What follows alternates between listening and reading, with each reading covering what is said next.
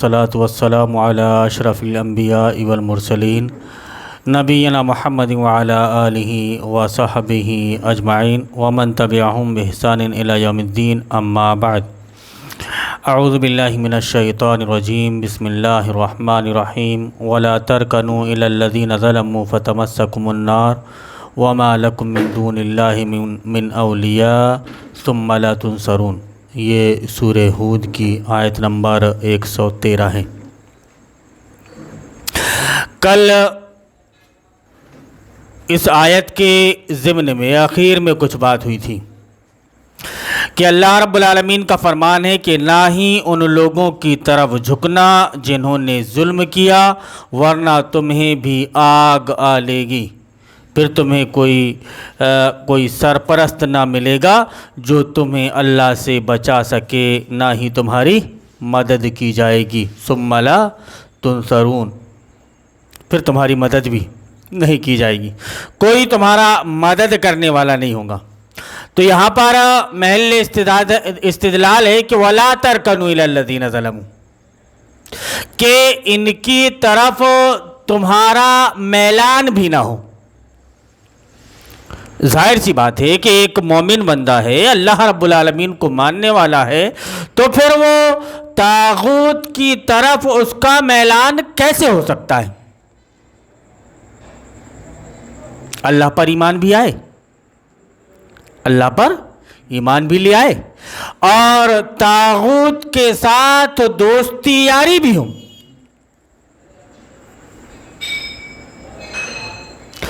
تو کیا شریعت نے آپ کو وہ اصول نہیں بتائے کہ آپ محبت اور دوستی کس سے کریں، کیوں کریں؟ تو پھر کیا وجہ ہے کہ نبی کریم صلی اللہ علیہ وسلم بیان فرماتے ہیں کہ سبعۃ یظلھم اللہ فی ظلہ یوم لا ظل الا ظلہ؟ تو کتنا بڑا مقام اور مرتبہ ہے یہ دیکھو آپ، کہ قیامت کے دن جب عرش الہی کے سائے کے علاوہ کوئی سایہ نہیں ہوگا، تو اللہ 7 قسم کے لوگوں کو اپنے عرش کے سائے تلے رکھے گا۔ ان میں سے ایک آدمی یہ ہے، لوگ قسم کے آدمی وہ کہ رجلانی تحابا فی اللہ و تباغضا فی اللہ، جس نے اللہ کے لیے دوستی کی اور اللہ کے لیے دشمنی کی۔ تمہاری دوستی کس کے خاطر؟ طاغوت کے ساتھ تمہارا ملنا جلنا کس کے خاطر؟ اس طرف یہ دیکھو آپ، من احب للہ واطاع للہ ومنع للہ فقد استکمل الایمان۔ کیوں؟ کہ جس نے اللہ کے لیے محبت کی، اللہ کے لیے دیا، اللہ کے لیے روکا، تو اس نے اپنا ایمان مکمل کر لیا۔ ظاہر سی بات ہے کہ آپ اگر کسی سے تعلقات بڑھا رہے ہیں تو اللہ واسطے ہونے چاہیے، وہ دنیا میں فائدے کے لیے نہیں کہ ہمارا کچھ فائدہ اس سلسلے میں ہے۔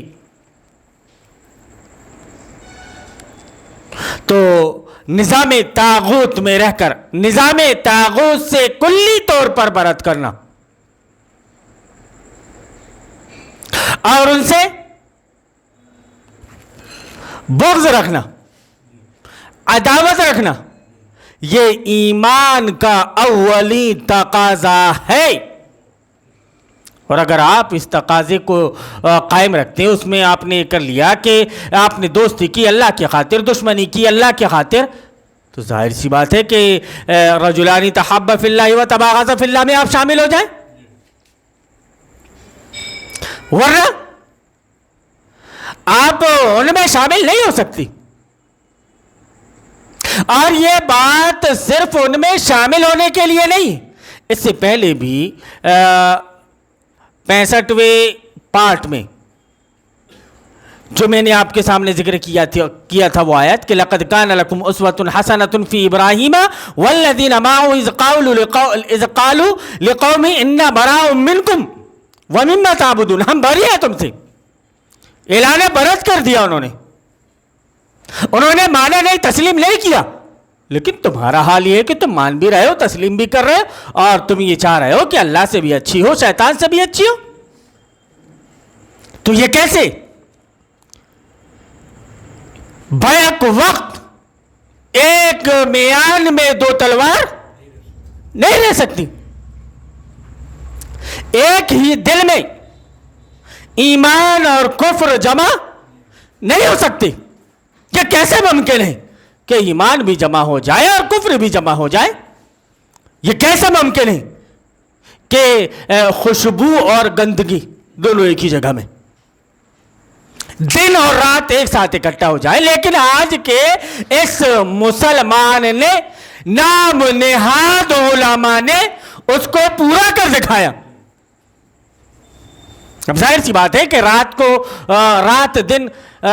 اور دن دونوں اکٹھا تو نہیں ہو سکتے، یہ پاسبل ہی نہیں، ممکن ہی نہیں، لیکن علماء نے ایمان کو اور کفر کو دونوں کو ایک ساتھ لا کر کے جوڑ دیا۔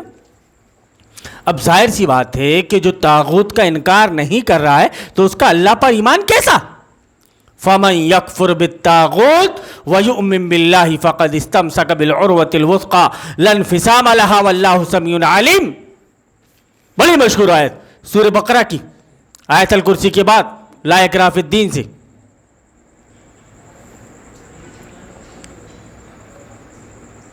کہ پہلے طاغوت کا انکار ہے، پھر اللہ رب العالمین پر ایمان ہے۔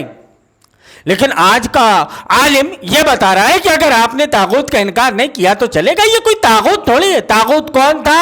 وہ فرعون تھا، اس نے کہا تھا کہ انا ربکم الاعلی۔ یہ کہاں کہہ رہا ہے انا ربکم الاعلی؟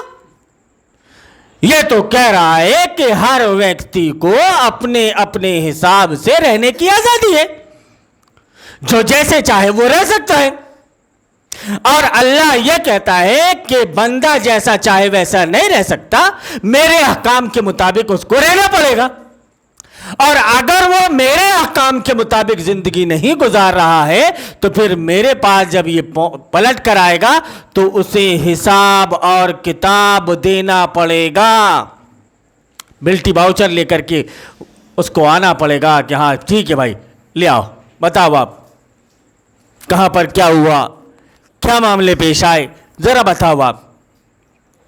حالت اضطرار کا ہم بہانہ کریں گے تو اللہ رب العالمین کہے گا کہ کیا تمہارے نبی جناب محمد رسول اللہ صلی اللہ علیہ وسلم کے ساتھ اس سے خطرناک حالات مکہ میں پیش نہیں آئے؟ خباب بن ارت، بلال حبشی، سمیہ، آل یاسر کہہ لیجیے آپ، کہ ان لوگوں کے ساتھ حالات پیش نہیں آئے تب نبی صلی اللہ علیہ وسلم نے اضطرار کا بہانہ نہیں کیا۔ تعداد میں کتنے تھے؟ آدمی انگلیوں میں گن کر بتا سکتا ہے کہ مکے میں کتنے مسلم تھے، کتنے اللہ کو ماننے والے تھے، لیکن وہاں پر بھی انہوں نے اضطرار کا بہانہ نہیں لیا اور باطل سے سمجھوتا نہیں کیا، لیکن آج تم نے سمجھوتا کر لیا ہے۔ تھوڑے سے میلان کی بات تو اب الگ ہے۔ میں ایک آیت آپ کے سامنے بیان کرتا رہتا ہوں، غالباً میرا ایسا خیال ہے کہ وہ سورہ محمد کی آیت ہے کہ سَنُطِيعُكُمْ فِي بَعْضِ الْأَمْرِ۔ ہاں ٹھیک ہے، ہم تمہاری پوری بات نہیں مانتے، لیکن اب یہاں پر ہے تو کچھ تو ماننا پڑے گا تعویل کے لیے۔ سَنُطِيعُكُمْ فِي بَعْضِ الْأَمْرِ، ہاں ٹھیک ہے ہم تمہاری پوری بات نہیں مانتے لیکن کچھ نہ کچھ تو مان لیں گے۔ لیکن اللہ رب العالمین ان لوگوں کے سلسلے میں کہہ رہا ہے جو یہ کہتے ہیں کہ ہم تمہاری کچھ مان لیتے ہیں، ہم نے ان کے اعمال کو رائیگاں اور برباد کر دیا۔ تمہارے اعمال کیسے رہ سکتے ہیں صحیح؟ تم کیسے کامیاب و کامرا ہو سکتے ہو؟ یا شریعت میں یہ کیسے ہو سکتا ہے کہ محمد صلی اللہ علیہ وسلم موجود ہیں اور ان کے لیے الگ شریعت ہو، اور آپ اس وقت آپ یہاں پر موجود ہیں اور آپ کے لیے الگ شریعت موجود ہو؟ کیا ایسا ممکن ہے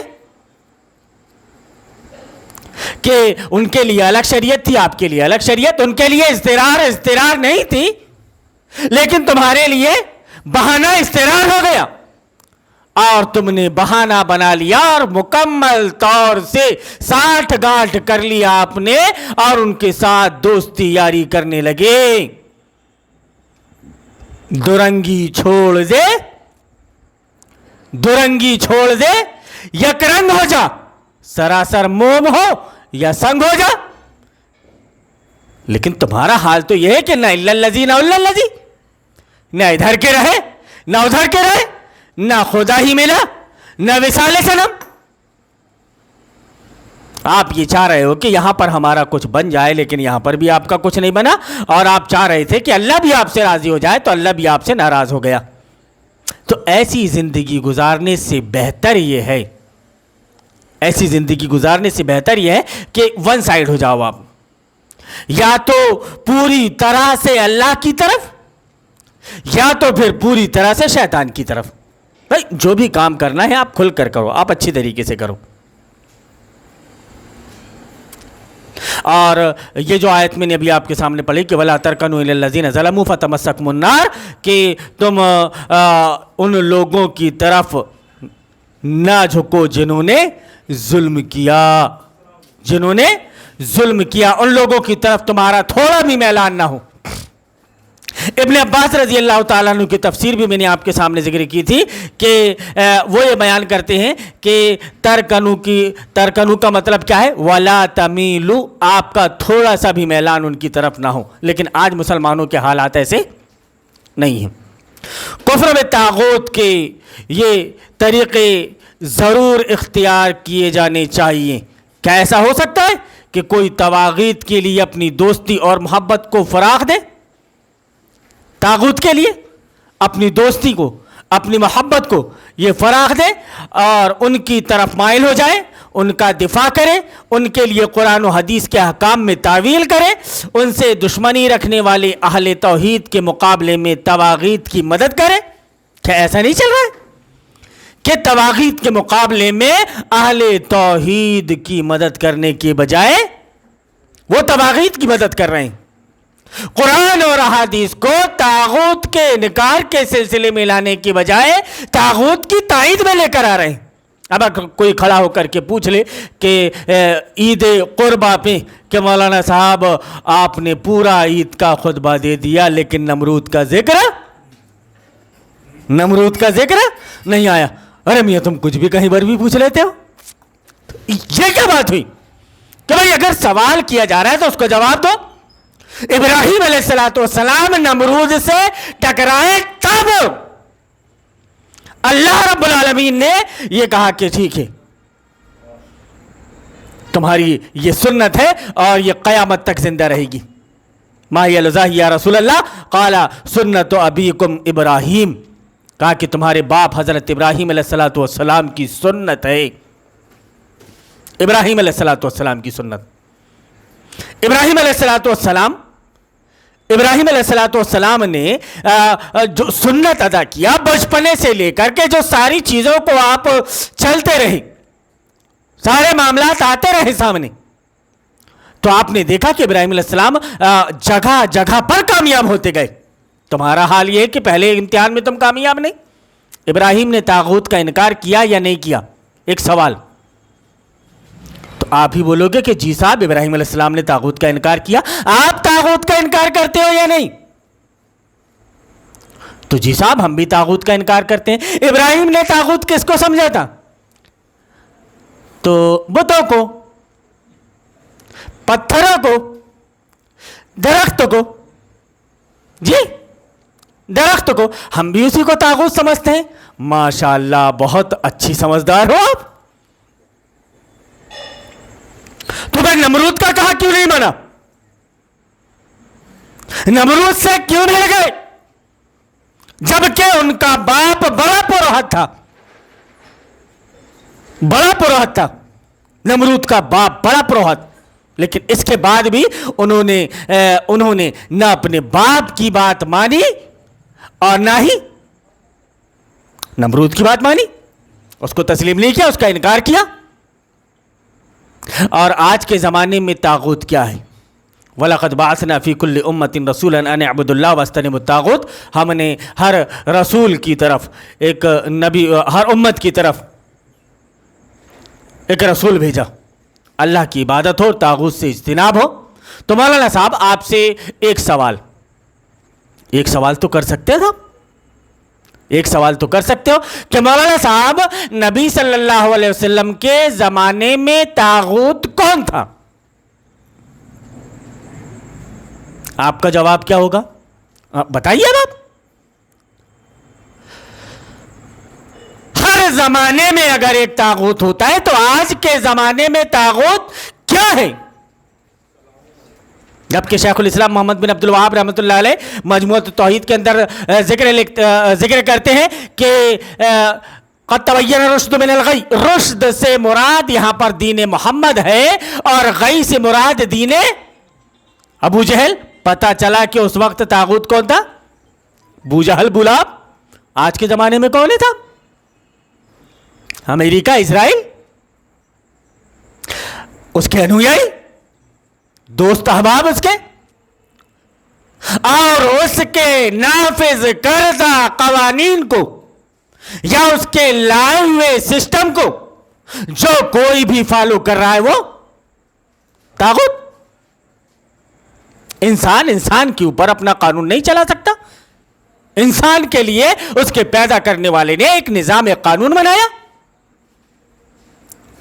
لیکن یہ چیز سمجھ میں نہیں آتی۔ تو مولانا صاحب آپ اتنا بتا دیجئے بس کہ نبی صلی اللہ علیہ وسلم کے زمانے میں طاغوت کون تھا اور آج کے زمانے میں طاغوت کون ہے، تو پھر ہو جائے صاحب۔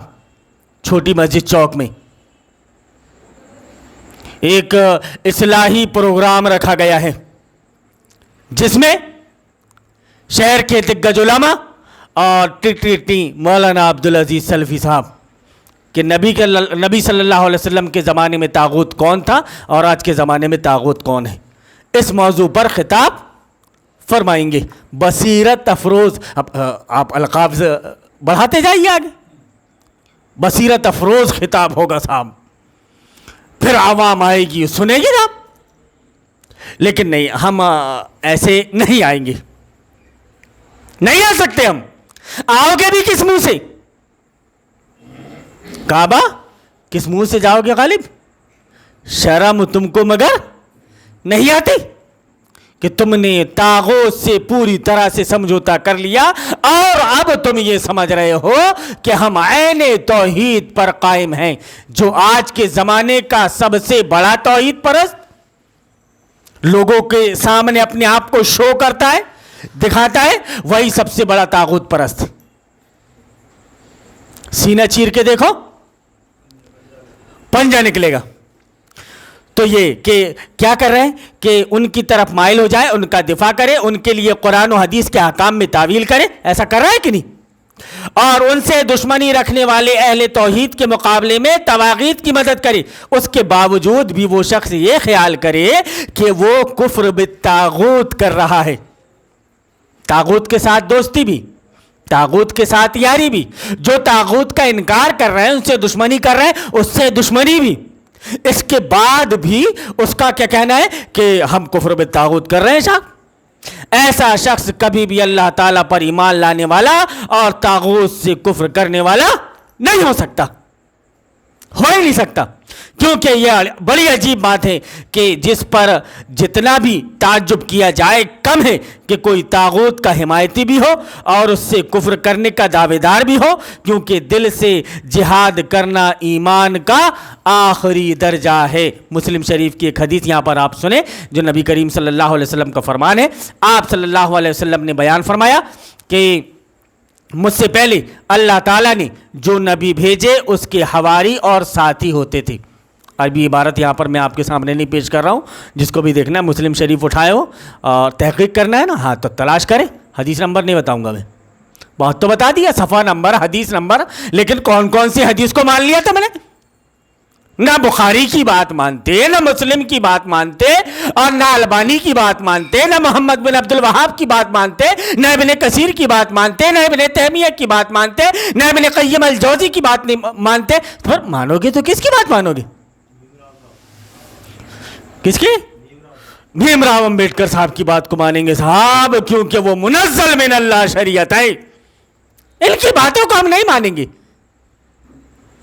ان کی باتوں کو ہم نہیں مانیں گے. کیوں؟ کہ یہ کوئی عالم ہے کیا؟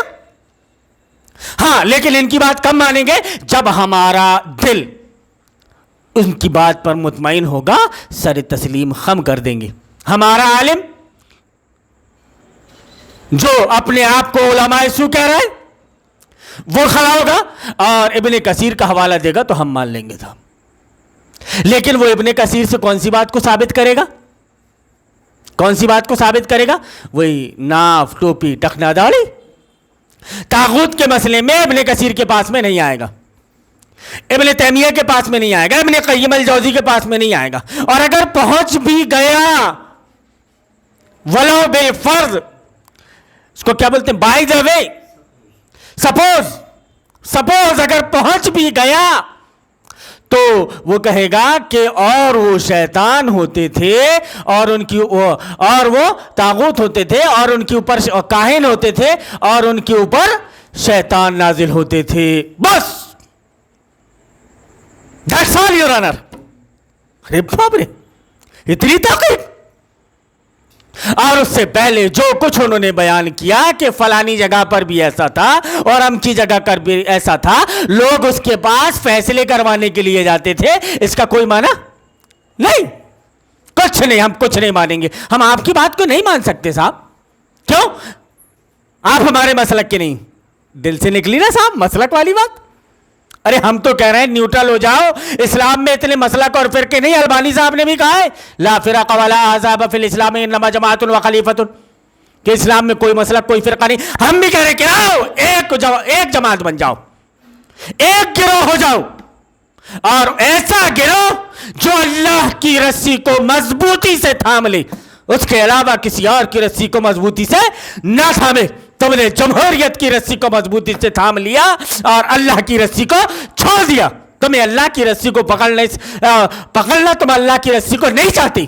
اگر تم چاہتے کہ اللہ کی رسی کو پکڑ لے تو اللہ رب العالمین تمہارے لیے راستے آگے ہموار کر دیتا. تو نبی کریم صلی اللہ علیہ وسلم یہ بیان فرما رہے ہیں کہ مجھ سے پہلے اللہ تعالیٰ نے جو نبی بھیجے، غور سے سنیے گا صاحب، مسلم شریف کی حدیث ہے کہ مجھ سے پہلے اللہ تعالیٰ نے جو نبی بھیجے اس کے حواری اور ساتھی ہوتے تھے. انویائی، حواری کا مطلب انویائی، ساتھی ہوتے تھے، جو اس کے حکم کی پیروی اور اس کی سنت پر عمل کرتے. اس کے حکم کی پیروی اور اس کی سنت پر عمل کرتے. اگر نبی کی سنت رہی ہے کہ طاغوت کے ساتھ میں شیک ہینڈ کریں تو وہ بھی شیک ہینڈ کرتے. ان سے دوستی یاری کریں تو وہ بھی دوستی یاری کرتے، کیونکہ نبی کی سنت ہے یہ. اور اگر نبی کی سنت یہ نہیں رہی تو پھر تم کیسے کر سکتے ہو یہ؟ تم کیسے کر سکتے ہو یہ؟ ایک طرف خدیجہ ام حبیبہ رضی اللہ تعالیٰ عنہ کا یہ حال کہ اپنے باپ کو اس چٹائی پر بیٹھنے نہیں دیا جس چٹائی پر رسول اکرم صلی اللہ علیہ وسلم بیٹھا کرتے تھے. کیوں کہ جس چٹائی پر رسول اللہ بیٹھتا ہے اس چٹائی پر عدو اللہ کیسے بیٹھ سکتا ہے؟ آپ کہہ سکتے تھے کہ جس انگلی سے ہم یہ گواہی دیتے ہیں اشہد ان لا الہ الا اللہ، اس انگلی پر طاغوت کا نشان کیسے لگ سکتا ہے؟ لیکن نہیں صاحب، آپ مولانا صاحب کتنا ہی آپ سمجھانے کی کوشش کرو. آپ ایک کام کرو کہ آپ سمجھاتے سمجھاتے تھک گئے نا، تو ایک کام کیجیے، آپ قتل لیجیے اور اپنے سر پر خود ہی مار لیجیے جی، کیونکہ آپ رہو گے نہیں تو پھر یہ ساری باتیں آئیں گی نہیں. تو یہ دیکھیے آپ کی پیروی اور اس کی سنت پر عمل کرتے تھے. پھر ایسے ناخلف پیدا ہوئے جو ایسی باتیں کہتے جو وہ کرتے نہیں، اور وہ کام کرتے جس کا انہیں حکم دیا گیا نہیں تھا، انہیں حکم نہیں دیا گیا تھا، لیکن ایسے کام کرتے تھے۔ قرآن کی طرف بھی اگر آپ پلٹ کر کے دیکھو تو قرآن میں خود بیان ملتا ہے کہ یا ایھا الذین آمنوا لما تقولون ما لا تفعلون کبر مقتا عند اللہ ان تقولوا ما لا تفعلون، ایسی بات کہتے کیوں ہو جس پر تمہارا خود کا عمل نہیں۔ یہی چیز نبی کریم صلی اللہ علیہ وسلم اس حدیث پاک میں بیان فرما رہے ہیں کہ ان کا حال یہ تھا کہ ایسے ناخلف پیدا ہوئے کہ جو ایسی باتیں کہتے جو وہ کرتے نہیں تھے، اور وہ کام کرتے جس کا انہیں حکم نہیں دیا گیا تھا۔ پس جو شخص ان سے ہاتھ سے جہاد کرے گا وہ مومن ہے۔ جس کے پاس طاقت ہے وہ ہاتھ سے جہاد کر رہا ہے، جس کے پاس طاقت ہے وہ ہاتھ سے جہاد کر رہا ہے، وہ مومن ہے۔ نبی کریم صلی اللہ علیہ وسلم کے فرمان کے مطابق کہ پس جو شخص ان سے ہاتھ سے جہاد کرے گا وہ مومن ہے، جو شخص ان سے زبان سے جہاد کرے گا وہ مومن ہے۔ ہم یہاں پر اپنی زبان کو لے کر کے بیٹھے ہوئے ہیں، اللہ رب العالمین نے اتنی طاقت اس میں دی ہے، اور اللہ رب العالمین سے دعا بھی کرتے رہے کہ اللہ رب العالمین اس کام کو تو ہم سے لے لے، اور اس دین اسلام پر ہمیں تو قائم اور دائم رکھنا۔ اللہ رب العالمین تو ہمارے دلوں کو پھیر نہ دیجیے ہدایت پا لینے کے بعد میں۔ شیطان بڑا خطرناک وسوسے پیدا کرتا ہے، میں نے اسی لیے بیان کر دیا ہوں، اس سے پہلے بھی میرے بیان موجود ہیں کہ اگر آپ دیکھو کہ میں نظام طاغوت کی تائید میں کچھ بول رہا ہوں یا یہ کہہ رہا ہوں کہ آپ ووٹ دے سکتے ہو، کتنے ہی دلائل آپ کے سامنے لا کر کے کیوں نہ رکھ دوں، آپ سمجھ لینا کہ مولانا صاحب نے بھی اپنے پیٹ سے سمجھوتا کر لیا ہے، اپنی جان سے سمجھوتا کر لیا ہے۔ میری بات کو اس وقت بھی آپ نہیں ماننا، کیونکہ جو یہ ساری باتیں میں آپ کے سامنے کر رہا ہوں دلائل کی روشنی میں، کتاب و سنت کی روشنی میں آپ کے سامنے لا کر باتیں رکھ رہا ہوں کہ آپ اس کو اچھی طرح سے سمجھ لیں، اللہ دوسروں کو بھی اس کی سمجھ عطا فرمائے۔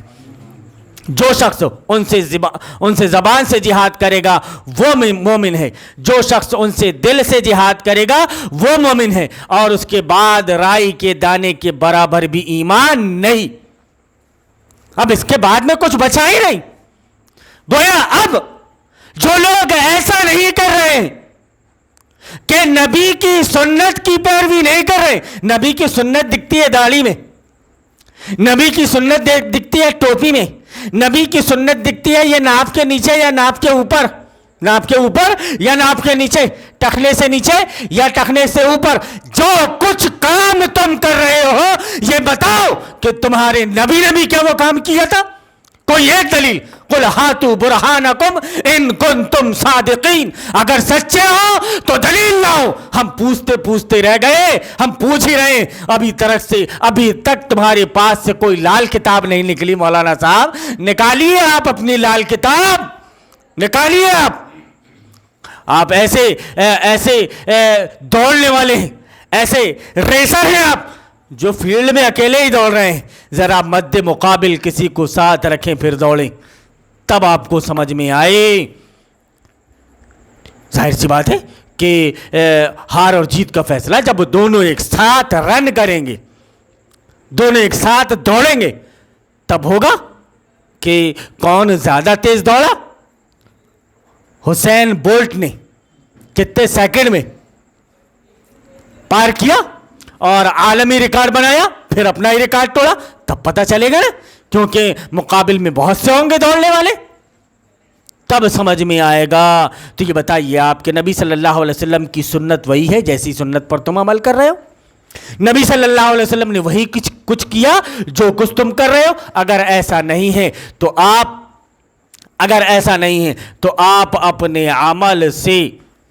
اپنے عمل سے ثبوت دیں۔ ایسا نہیں ہے تو ایک سچا مسلم بھی ایسا نہیں کر سکتا۔ اگر آپ صلی اللہ علیہ وسلم نے کیا ہے تو کیا سنی کیا وہابی سب کو کرنا چاہیے، اور اگر نبی کریم صلی اللہ علیہ وسلم نے نہیں کیا تو کیا سنی کیا وہابی کسی کو نہیں کرنا چاہیے، کیونکہ سنی ہو، وہابی ہو، بریلوی ہو، دیوبندی ہو، اور معلوم نہیں کون سے مسلک اور فرقے کا آدمی ہو، سب نبی صلی اللہ علیہ وسلم کو مانتے ہیں، یہ دل سے نہیں زبان سے مانتے ہیں۔ باقی عمل کی جب بات آتی ہے تو یہ اپنے دل کی سنتے ہیں، اپنی طبیعت کی سنتے ہیں، شریعت کی نہیں سنتے۔ تو یہ طبیعت کی سننا چھوڑو، شریعت کی بات سنو اور شریعت کی بات پر آپ عمل کرو، تبھی آپ اللہ رب العالمین کے پاس اپنے اعمال کا حساب کتاب دے سکو گے۔ یہاں تک کہ تو ہم نے آپ کے سامنے یہ ساری چیزیں ذکر کیں۔ اب 68ویں پارٹ سے، یہ 67واں پارٹ تھا، 67 68ویں پارٹ سے کہ ہم آپ کے سامنے وہ باتیں رکھیں گے کہ طاغوت کے سلسلے میں جو کچھ بھائی لوگ ہیں ان کی جو غلط فہمیاں ہیں، ان غلط فہمیوں کا ازالہ ہو جائے۔